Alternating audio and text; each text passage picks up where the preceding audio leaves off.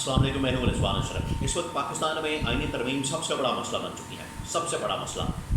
देखिए, पाकिस्तान के अंदर इतने मसाइल मौजूद हैं, आम आदमी के बहुत ज़्यादा मसाइल हैं। महंगाई के मसाइल हैं, बेरोज़गारी के मसाइल हैं, बिजली के बिलों के मसाइल हैं, गैस के बिलों के मसाइल हैं, सेहत के मसाइल हैं, तालीम के मसाइल हैं, थाना कचहरी के मसाइल हैं।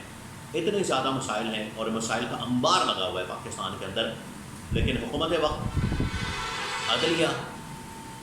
और इस्टेब्लिशमेंट, तमाम के तमाम इदारे वो इस बात के ऊपर लगे हुए हैं कि हमने किसी तरह से आईनी तरमीम करनी है और आईनी तरमीम के ज़रिए से जो 3-4 लोग हैं उनको हमने एक्सटेंशन देनी है या एक किस्म को उनको नवाजना है। जिसके अंदर नंबर 1 पर कादी फायजी साहब चीफ जस्टिस ऑफ पाकिस्तान शामिल हैं और नंबर 2 पर chief election commissioner Sikandar Sultan Raja शामिल है कि इन दोनों को पहले ही फेज़ के अंदर एक्सटेंशन दी जाएगी और उसके बाद सेकंड फेज़ के अंदर मज़ीद लोगों को एक्सटेंशन दिए जाने का चांस है। तो इन दोनों को एक्सटेंशन देने की खातिर और एक आईनी अदालत, सुप्रीम कोर्ट पाकिस्तान के मुकाबले में पैरेलल एक आईनी अदालत का वजूद, उसको कायम करना, उसको खड़ा करना, ये इस वक्त हुकूमत का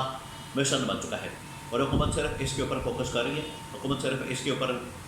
सारा तवज्जो दे रही है, सारी तवज्जो सिर्फ और सिर्फ इस मामले के ऊपर है। बाकी तमाम के तमाम मसाइल इन लोगों ने भुला दिए हैं। तो अब ये जो आईनी तरमीम की जा रही है, आईनी तरमीम हो रही है, आईनी तरमीम के लिए भागदौड़ की जा रही है, कभी अदलिया के अंदर मुकदमात सुने जा रहे हैं, सियासी जमातों के साथ रब्ते किए जा रहे हैं और मुख्तलिफ बयानात दिए जा रहे हैं। वहीं पर हुकूमत को आखिरी वार्निंग जारी कर दी गई है इस्टेब्लिशमेंट की जानिब से, क्योंकि इस्टेब्लिशमेंट के लिए ये अब मामला डू और डाई बन चुका है, आर या पार का बन चुका है मामला। अगर ये अगले 4-5 दिन के अंदर आईनी तरमीम नहीं होती फिर इसका मतलब है कि मामला लटक जाएगा और मामला ऐसा लटकेगा कि चीफ जस्टिस कादी फायजी साहब रिटायर हो जाएंगे, उनकी जगह जस्टिस मंसूर अली शाह आ जाएंगे, फिर तो आईनी तरमीम आप भूल ही जाए।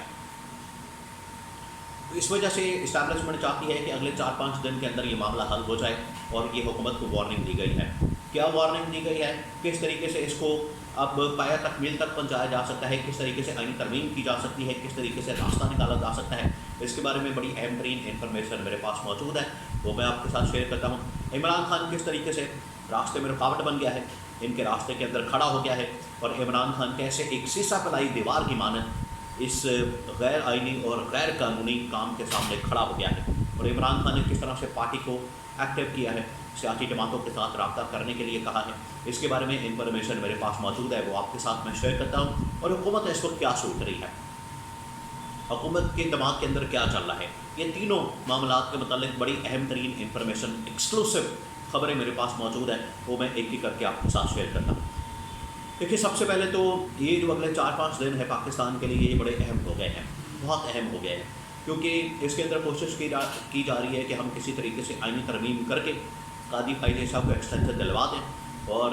Chief election commissioner Sikandar Sultan Raja को एक्सटेंशन दिलवा दें। देखिए, इनकी एक्सटेंशन क्यों ज़रूरी है,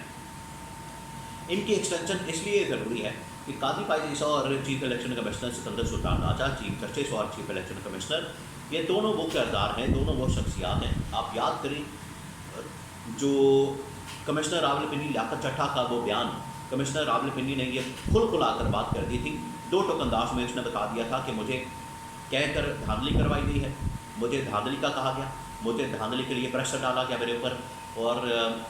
2 उसके पीछे लोग थे, एक चीफ जस्टिस ऑफ पाकिस्तान और उसके बाद chief election commissioner Sikandar Sultan Raja. अब इन दोनों ने बकौल कमिश्नर रावलपिंडी लियाकत चट्टा ने जो मैनेजमेंट की, जो धांधली की, जो पूरा निज़ाम इन्होंने अपनी मर्ज़ी का चलाने की कोशिश की, उसकी वजह से इनको अब नवाजा जा रहा है और नवाजने के लिए ये तरमीम बड़ी ज़रूरी है। तरमीम होती है तो उसके नतीजे में कादी फायजी साहब को एक्सटेंशन मिल जाएगी और चीफ इलेक्शन कमिश्नर को एक्सटेंशन मिल जाएगी। अब इसके अंदर बहुत कोशिश हो रही है, अब इसके लिए बहुत सारे मामलात अदालतों के अंदर भी पेंडिंग पड़े हुए हैं और सियासी जमातों के साथ भी रब्ते हो रहे हैं। जहाँ तक अदालत की बात है, अदालत के अंदर जो मामलात चल रहे हैं वो ये है कि 63A जो केस है उसको सुना जाए और उसके ज़रिए से जो हॉर्स ट्रेडिंग है उसको आईनी और कानूनी किया जा सके और PTI के जो बंदे हैं उनको तोड़ के तो जो नंबर गेम है वो पूरा किया जाए ताकि आईनी तरमीम लाई जा सके। दूसरा ये कि सियासी जमातों के साथ रब्ते किए जा रहे हैं, सियासी जमातों के साथ کانٹیکٹ کیا جا رہا ہے، جس میں سب سے ٹاپ پر جو سیاسی جماعت ہے اس وقت، جو سب کے لیے مرکز بن چکی ہے، سب کی توجہ کا مرکز بن چکی ہے، وہ ہے جمعیت علماء اسلام JUI، مولانا فضل الرحمان کی سیاسی جماعت، کہ ان کے جو ووٹ ہے تقریباً 8 سے 10 وہ حاصل کیا جا سکے، ان کا جو ووٹ ہے وہ حاصل کر کے تو نمبر گیم پورا کیا جا سکے، باقی 10-15 لوگ ادھر سے توڑ کے،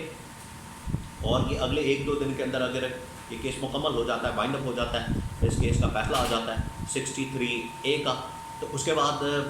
یہاں سے 10-15 بندے توڑ کے PTI کے اور ادھر سے 8-10 مولانا کے ملا کے، تو ٹوٹل یہ 224 کا نمبر پورا کر کے آئینی ترمیم پاس کروا دی جائے۔ یہ ہے ان کا پلان۔ عدالت کے اندر پیرالل مقدمات چل رہے ہیں، اور اس حوالے سے مقدمہ خاص طور پر 63A پورے پاکستان کے اندر یہ واحد مقدمہ ہے جو اس وقت توجہ کا مرکز بنا ہوا ہے، اور دوسرا سیاسی جماعتوں کے ساتھ رابطے، تو یہ دونوں آپس میں معاملات ملے ہوئے ہیں۔ اور بلاول بھٹو بار بار، اب دیکھیں فرنٹ کے اوپر کون آیا ہوا ہے، فرنٹ کے اوپر اس وقت نون لیگ آپ کو کہیں نظر نہیں آ رہی، نون لیگ کی لیڈرشپ مکمل طور پر غائب ہے، نون لیگ کی لیڈرشپ اس میں سے نکل چکی ہے، اور نون لیگ کی لیڈرشپ کو جب سے وارننگ ملی ہے، جب سے الٹیمیٹم ملا ہے، جب سے انہیں ایک لاسٹ وارننگ دے دی گئی ہے کہ آج آپ کے پاس تقریباً کوئی 4-5 دن باقی ہیں، 10 تاریخ تک آپ کے پاس ٹائم ہے، اس کے اندر اگر آپ نے آئینی ترمیم پاس کروا لی تو ٹھیک ہے، ورنہ پھر آپ اپنا بندوبست کر لیں، بوریا بستر گول کر لیں اور آپ کی چھٹی کروا دی جائے گی۔ ویسے میں آپ کو ایک اور بات بتا دوں، دونوں صورتوں میں اس حکومت کی چھٹی ہو جانی ہے، اگر آئینی ترمیم پاس ہوتی ہے اور اگر آئینی ترمیم پاس نہیں ہوتی، دونوں صورتوں میں چھٹی ہو جانی ہے۔ اب عمران خان اس میں سب سے بڑی رکاوٹ بن گیا ہے، عمران خان اس معاملے میں سیسا پلائی دیوار بن گیا ہے، اور عمران خان ڈٹ گیا، کھڑا ہو گیا کہ میں نے کسی صورت میں یہ ترمیم نہیں ہونے دینی، کیونکہ اس ترمیم کے نتیجے میں آپ کا پورا عدالتی نظام گر جائے گا، اور اسٹیبلشمنٹ کی جانب سے جو وارننگ دی گئی ہے اس حکومت کو، اسٹیبلشمنٹ کا اس کے اندر بڑا مفاد ہے، اسٹیبلشمنٹ کو پتہ ہے کہ اس کے اندر